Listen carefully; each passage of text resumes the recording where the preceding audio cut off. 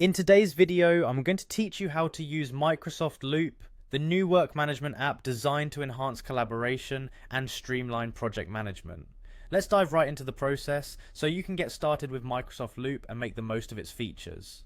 The first thing you need to do is open your web browser and visit loop.microsoft.com. This is where all the magic begins. Once you're there, you'll want to sign in using your Microsoft 365 account. Whether it's a work, school, or personal account, you'll have access to all the features that Loop has to offer. Next, you'll want to navigate to the Workspaces section. This is where you can organize your projects. Click on Create New Workspace. Here you can name your workspace something fitting like Project Alpha.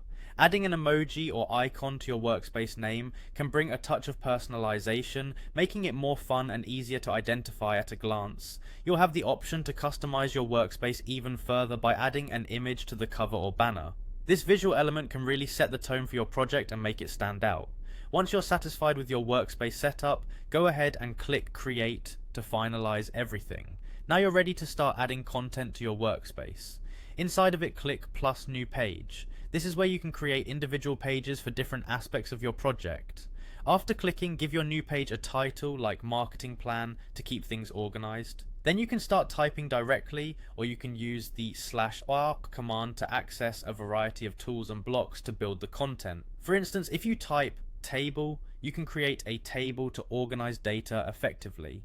If you need to keep track of tasks, Task List will help you add a to-do checklist. You can also manage your project's progress with the Progress Tracker, ensuring everyone stays up to date with the status.